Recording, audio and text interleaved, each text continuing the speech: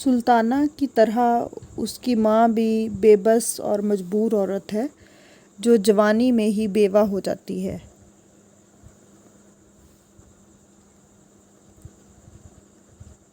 اس کا تعلق عورتوں کے اس طبقے سے ہے جو حالات کی چکی میں پستے پستے عدم تحفظ کا شکار ہو کر کسی سہارے یا بہتر مستقبل کی خاطر کسی مرد کا ہاتھ تھام لیتی ہیں، مگر عام طور پر ان کے حالات بہتر ہونے کے بجائے پہلے سے بھی بدتر ہو جاتے ہیں۔ سلطانہ کی ماں اگرچہ جانتی ہے کہ نیاز سلطانہ پر نظر رکھتا ہے، پھر بھی وہ بڑی ہوشیاری سے اس کی توجہ اپنی طرف مبذول کرنے کی کوشش کرتی ہے۔ وہ عارضی طور پر اس مقصد میں کامیاب بھی ہو جاتی ہے، مگر اس کی یہ ہوشیاری نہ صرف اس کو موت کے منہ میں دھکیل دیتی ہے بلکہ اس کے تینوں بچوں کی تباہی کا سبب بھی بنتی ہے۔ وہ سمجھدار ہوتے ہوئے بھی نیاز کے گھناؤنے جرائم کو سمجھ نہیں پاتی۔ جب اس کی طبیعت بگڑنے لگتی ہے تو اسے شک گزرتا ہے، مگر نیاز کی ناراضی سے گھبرا کر وہ ہتھیار ڈال دیتی ہے اور موت کے منہ میں چلی جاتی ہے۔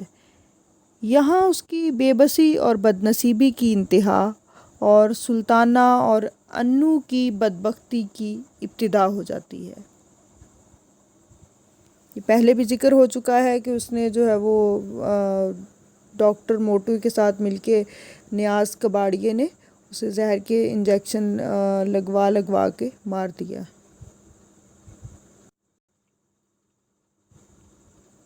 خان بہادر فرزند علی۔ خان بہادر اس ناول کا اہم کردار ہے جو استحصالی قوتوں کی نمائندگی کرتا ہے۔ اس کا باپ بھی خان بہادر تھا، وہ خاندانی رئیس ہے، مگر اس کی ہوس اتنی زیادہ تھی کہ وہ دولت کے حصول کے لیے کچھ بھی کر سکتا ہے۔ اگر دیکھا جائے تو خان بہادر نیاز کی ترقی یافتہ صورت ہے۔ خان بہادر اونچے طبقے کا فرد ہے اور نیاز اس طبقے میں شامل ہونے کے لیے کوشاں ہے۔ دونوں کا مقصد ایک ہے، یعنی دولت کا حصول۔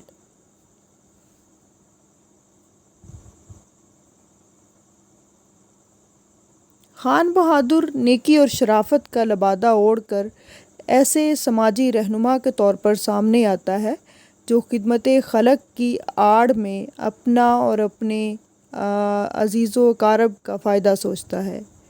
وہ فلک پیما کو بھی اپنا اعلیٰ کار بنانا چاہتا ہے اور اس کے فلاحی کاموں کو نیست و نابود کرنے پر تل جاتا ہے۔ وہ ہسپتال کی زمین پر مسجد تعمیر کرواتا ہے اور کرائے کے مولویوں کے ذریعے اشتعال انگیز تقاریر کروا کر لوگوں کے جذبات کو مشتعل کرتا ہے۔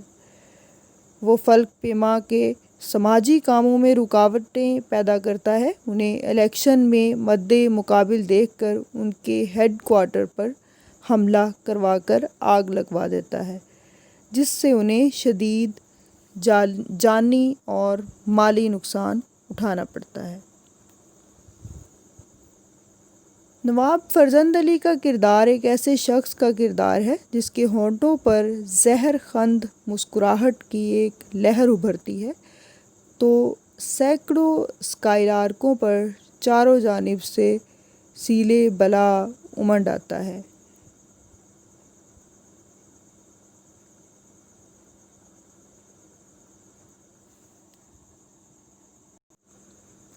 شوکت صدیقی نے خان بہادر کے روپ میں ایسے افراد کو بے نقاب کیا ہے جو اسمبلی کے ممبر بن کر وزارت حاصل کر کے اپنے اثر و رسوخ کا ناجائز فائدہ اٹھاتے ہیں۔ وہ عوام اور حکومت کو دونوں ہاتھوں سے لوٹتے ہیں، ان کو کوئی پکڑنے والا نہیں۔ ان کے ہاتھ لمبے ہیں اور جڑیں مضبوط۔ ان کی اولادیں بیرون ملک اعلیٰ تعلیم حاصل کرتی ہیں اور وہ دوسروں کا مستقبل تاریک کرنے کو اپنا حق تصور کرتے ہیں۔ پروفیسر احمد علی ایک مثالی کردار ہے، ان کے کردار میں صرف خوبیاں ہیں۔ ناول میں وہ ایک فرشتے کی مانند ہے جس میں انسانی اوصاف کم ہیں، مگر وہ سلمان جیسے بھٹکے ہوئے نوجوان کو صراط مستقیم پر چلانے کی کوشش کرتے ہیں۔ وہ سلطانہ اور اس کے ناجائز بچے کو بھی بخوشی قبول کر لیتے ہیں۔ وہ پروفیسر ہیں، ان کی کوئی ذاتی زندگی، مصروفیت یا خواہش سامنے نہیں آتی۔ ان کا مقصد حیات صرف خدمت خلق ہے، کوئی رکاوٹ انہیں ان کے مقصد سے نہیں ہٹا سکی۔ وہ حقیقی کردار نہیں لگتے۔ علی احمد اگرچہ گوشت پوست کے انسان معلوم نہیں ہوتے، مگر ناول میں ان کا کردار امید کی کرن کی مانند ہے۔ وہ معاشرے میں برائی، ظلم اور استحصال کے مقابلے میں ہمیشہ قائم رہنے والی نیکی اور بھلائی کی علامت ہے۔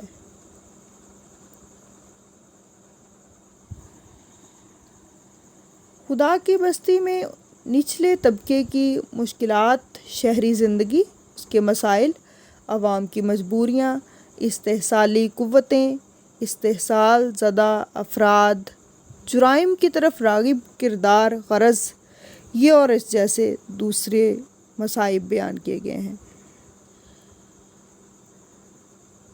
اس کا اسلوب بہت سادہ اور موضوع کے مطابق ہے۔ قاری یا نقاد کے توجہ کا مرکز اس کے اسلوب کے بجائے اس کے موضوعات ہیں، اور شاید مصنف کا مقصد بھی یہی تھا۔ ان کی سادگی سپاٹ یا دلچسپی سے خالی نہیں۔ پورے ناول میں مصنف کی گرفت بڑی مضبوط ہے۔ قاری کی دلچسپی اور تجسس شروع سے لے کر آخر تک قائم رہتا ہے۔ اس کی وجہ صرف اس کے موضوعات، کہانی یا کردار نہیں، بلکہ اسلوب ہے، جس کی سادگی میں بھی پرکاری ہے، زبان و بیان موقع محل کے مطابق اور کردار کے طبقے اور سماجی حیثیت کے مطابق ہے۔ یہ خوبی ناول کی ابتدا میں سامنے آ جاتی ہے۔ ناول کو آپ پڑھ کے دیکھیں تو میرا خیال ہے کہ آپ کو خود اس کو پڑھنا چاہیے۔ شوکت صدیقی معاشرے کی ناہمواریوں پر بھرپور طنز کرتے ہیں، مگر ان کا طنز بھی سب سے الگ ہے۔ اس سلسلے میں ڈاکٹر شمع افروز زیدی نے لکھا ہے، طنز نگاری میں شوکت صدیقی کو کمال حاصل ہے۔ اس کے اسلوب میں بے ساختہ پن ہے، طنز برائے طنز کا احساس کہیں نہیں ہوتا۔ شوکت صدیقی کے طرز نگارش کا ایک خاص وصف یہ ہے کہ اس نے جس طبقے کے انداز گفتگو کو پیش کیا ہے وہ اسی کی زبان، اسی کا لب و لہجہ ہے۔ طنز سے بھرپور الفاظ بھی اسی طبقے سے لیے ہیں۔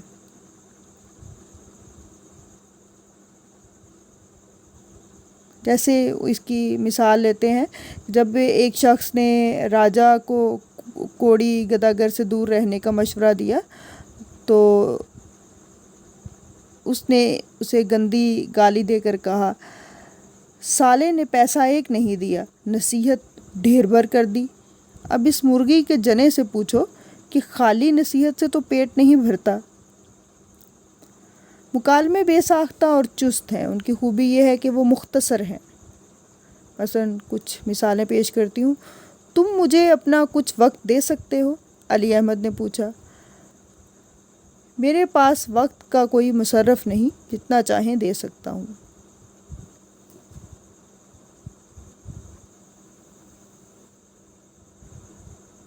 مکالمے سب اچھے ہیں۔ نچلے طبقے کے جرائم پیشہ لوگوں کا لب و لہجہ بالکل فطری ہے۔ کراچی کے بوڑھے پروفیسر اور مسٹر جعفری کے مکالمے اپنی اپنی خصوصیات کے لحاظ سے بہت دلچسپ ہیں۔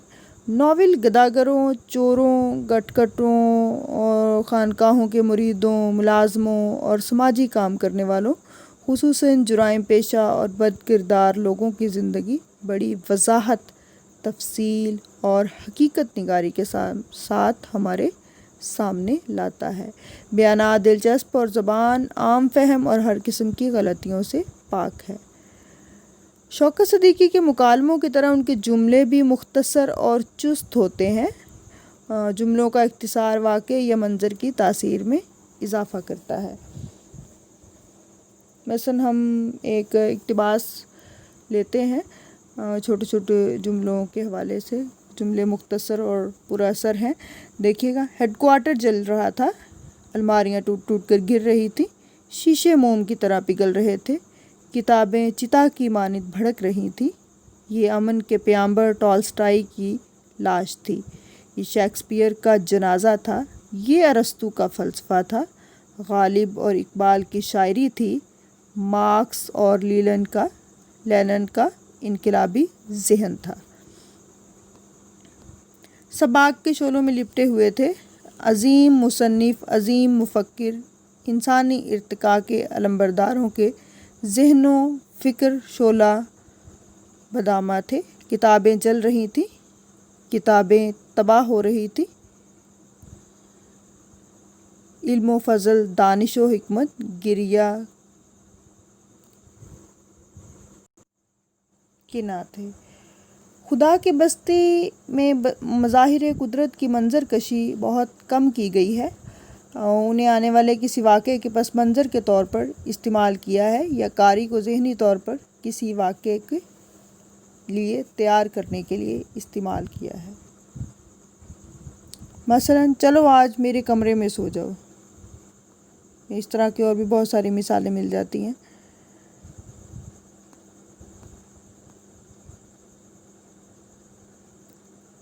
کنایا بیان کے حسن کو بڑھانے کا باعث ہے۔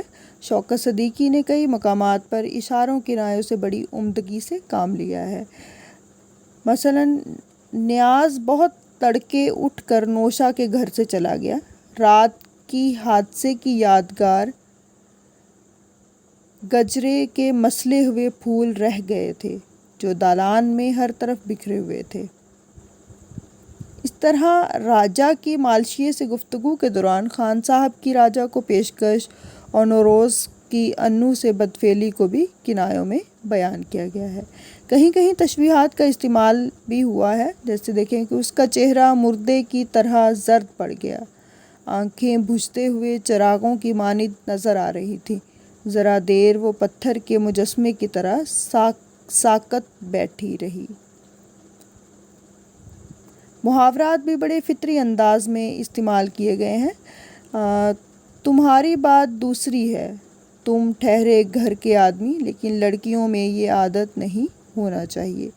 کسی اور کے سامنے ایسی حرکت کر بیٹھی تو اس کے جنم پر کیا تھوکے گا۔ میں لڑکیوں کو سر پر چڑھانے کی قائل نہیں، اولاد کو نوالہ کھلائے سونے کا، مگر دیکھے ہمیشہ قہر کی نظر سے، ورنہ یہ آج کل کی اولاد تو آفت کی پرکالہ ہے۔ تمثال نگاری سے بھی کام لیا گیا ہے۔ مثال دیکھیں، ڈسپینسری کے جلتے در و دیوار چٹک چٹک کر کہہ رہے تھے،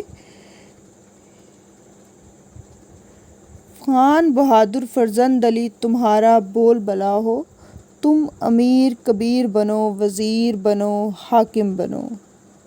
کئی مقامات پر کرداروں کی سماجی حیثیت اور ماحول کے مطابق گالیوں کا بھی استعمال کیا گیا ہے۔ کچھ مثالیں پہلے بھی آپ نے دیکھی ہیں، گالیوں کا استعمال ہوا ہے، جیسے ایک پہلے ذکر ہو چکا ہے کہ یہ مائیں تو سالیاں، جب راجا کے حوالے سے، یہ مائیں تو سالیاں سب حرام کی جنی ہوتی ہیں، ایک نمبر کا حرام کا تخم تھا۔ اس طرح کی کئی مثالیں جو ہیں وہ ہمیں ملتی ہیں۔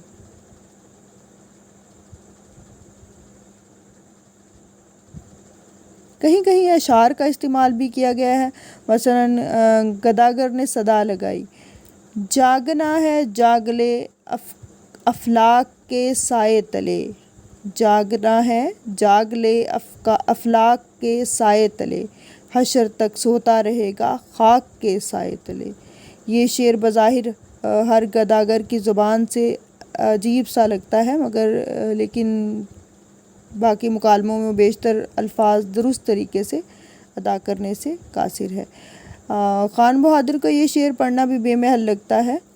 مانو نہ مانو جان جہاں اختیار ہے، ہم نیک و بد حضور کو سمجھائے دیتے ہیں۔ اس طرح سلمان بھی تعلیم بالغاں کی جماعت میں اشعار کا استعمال کرتا ہے۔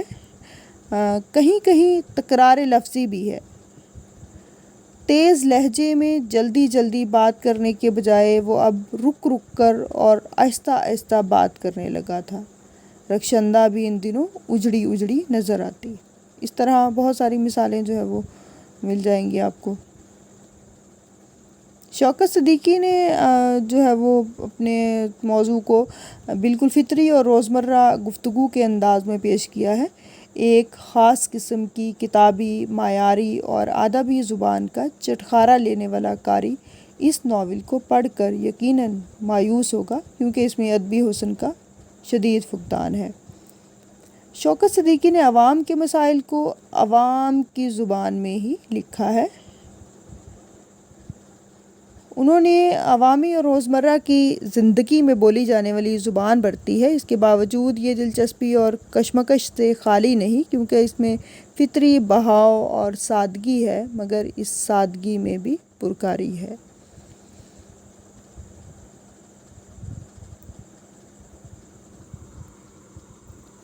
خدا کی بستی یقیناً قیام پاکستان کے بعد اس نئے ملک اور اس میں رہنے والوں کے مسائل کو موضوع بنانے والا پہلا ناول ہے۔ اس ناول میں شہری زندگی اور خاص طور پر کراچی جیسے بڑے شہر میں رہنے والوں کی زندگی کی عکاسی بڑی عمدگی سے کی گئی ہے۔ اس میں بھی استحصالی قوتیں اور ان کا پنجہ استبداد ہے، اور ان کا شکار بننے والے غریب لوگ فلک پیما تنظیم بھی ہے، جو امید ہے ایک بہتر معاشرے کی۔ خدا کی بستی کے نام میں طنز چھپا ہے کہ یہ وہ بستی ہے جسے خدا کے نام پر حاصل کیا گیا تھا۔ ایک مثالی معاشرے، امن، مساوات اور بھائی چارے کی امید پر لاکھوں لوگوں نے اپنی جان و مال اور عزت و آبرو کی قربانیاں دیں۔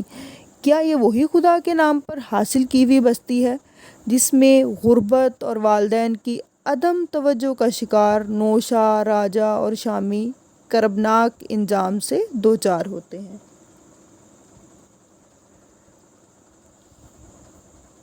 جہاں سلطانہ جیسی بے سہارا لڑکی سہارا حاصل کرنے کے لیے بار بار لٹتی ہے۔ مستری عبداللہ، شاہ جی، اس طرح کے کئی کردار جو ہیں وہ اس میں پائے جاتے ہیں۔ اس کے باوجود شوکت صدیقی نا امید نہیں ہے۔ فلک پیما تنظیم خدا کی بستی کو بسانے کے لیے کوشاں نظر آتی ہے، جس میں صفدر بشیر جیسے افراد ہیں جو اعلیٰ طبقے اور عمدہ خیالات کے مالک ہیں۔ ڈاکٹر زیدی اور دوسرے اسکائلارکوں کی کوششیں، اور سب سے بڑھ کر پروفیسر علی احمد کا کردار ہے، جو برائی کے مقابلے میں ہمیشہ رہنے والی نیکی کی علامت ہے۔ اس کا پلاٹ چست اور مرکب ہے۔ تمام کردار اپنے طبقات کی نمائندگی کرنے کے ساتھ ساتھ اپنی انفرادی خوبیوں کے ساتھ جلوہ گر ہوتے ہیں۔ اس ناول میں ترقی پسند تحریک کے اثرات نظر آتے ہیں۔ مکالمے فطری، برجستہ اور کرداروں کے مطابق ہیں۔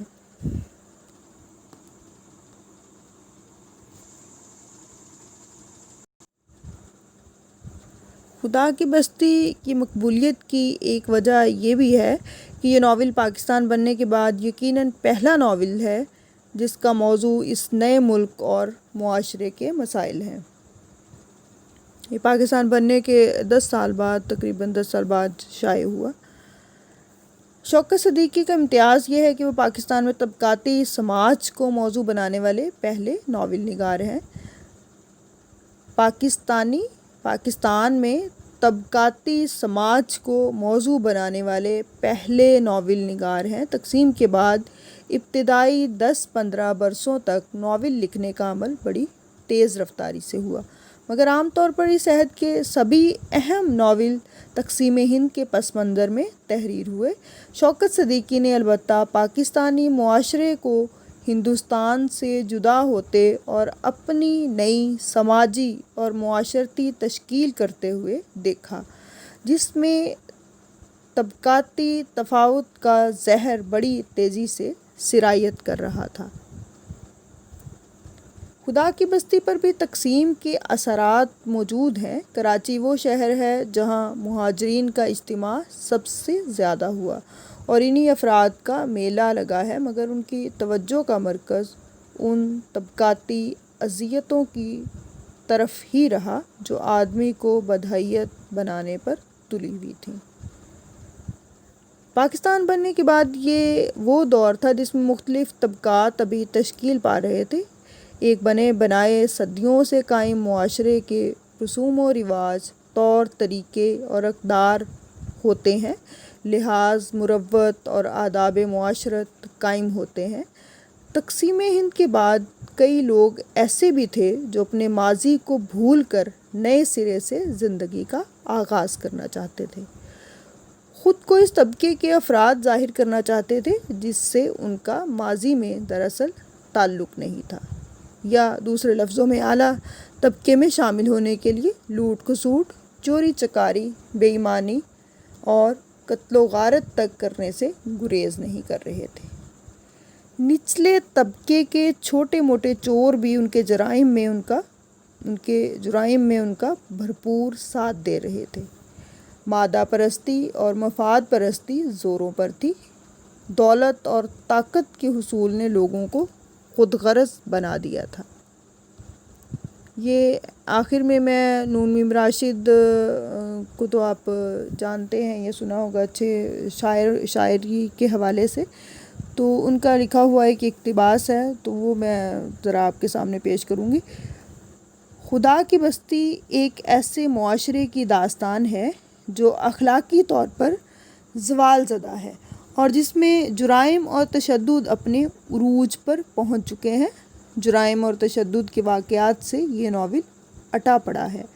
چوری چکاری، قتل و خون، آتش زنی، عیاری اور مار پیٹ کے واقعات قدم قدم پر ملتے ہیں، حتیٰ کہ یہ فیصلہ کرنا ایک حد تک مشکل ہو جاتا ہے کہ آیا یہ چند ایسے کرداروں کی کہانی ہے جو بظاہر منظم معاشرے میں شر و فساد پھیلا رہے ہوں، یہ پورے کا پورا معاشرہ شر و فساد میں مبتلا ہے۔ وہ نوجوان جنہیں مدرسے کی تعلیم نصیب ہو، نہ گھر کی محبت اور تربیت، جنہیں صاف ستھری زندگی بسر کرنے کے ہر موقع سے محروم رکھا گیا ہو، یا وہ لوگ جو دولت کو ہوس سے زر یا جاہ و منزلت کی آرزو میں بے راہ رو ہو گئے ہیں، تو وہ معاشرے کی خرابیوں کا عکس ہوتے ہیں۔ لیکن وہ دردمند لوگ جو معاشرے کی اصلاح کا بیڑا اٹھاتے ہیں لیکن کسی معین منزل تک نہیں پہنچ پاتے، نیک مقاصد کے پیچھے آوارہ نظر آتے ہیں، معاشرے کے فساد کی معمولی دلیل نہیں۔ تو اس طرح جو ہے وہ ان کے خیالات سے آپ استفادہ کر سکتے ہیں۔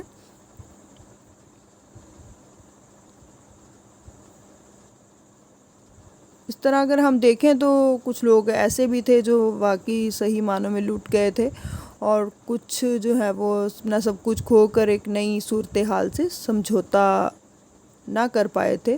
وہ زندگی کی تلخیوں کو برداشت کرنے اور مسائل سے نبرد آزما ہونے کے باوجود بھی اپنے سابقہ مقام و مرتبے کو حاصل نہیں کر پائے تھے۔ اس لیے وہ پریشانی کے ساتھ ساتھ چونکہ وہ مالی مسائل کا بھی شکار تھے، تو اس ناول کا موضوع جو ہے وہ قیام پاکستان کے بعد ایک طرف تو غربت و افلاس کی چکی میں پسنے والے لوگ ہیں، تو دوسری طرف استحصالی قوتوں کی جیت ہے، تو تیسری طرف اسکائلارک تنظیم کی صورت میں بہتر مستقبل کی امید ہے۔ خدا کی بستی دراصل ایک کہانی نہیں بلکہ 3 کہانیاں ہیں جو ایک دوسرے کے آگے پیچھے نہیں بلکہ ساتھ ساتھ چلتی ہیں۔ ایک آدھ کردار کے اشتراک کی وجہ سے ان کے بعض تار آپس میں ملے ہوئے ہیں۔ ہم اسی پر ہی اس کا اختتام کرتے ہیں، اور آپ امید ہے کہ اس ناول کو پڑھیں گے اور اس کو پڑھ کے پھر لیکچرز کو سن کے آپ بہت اچھی طرح سے جو ہے وہ اس کے بارے میں جان جائیں گے۔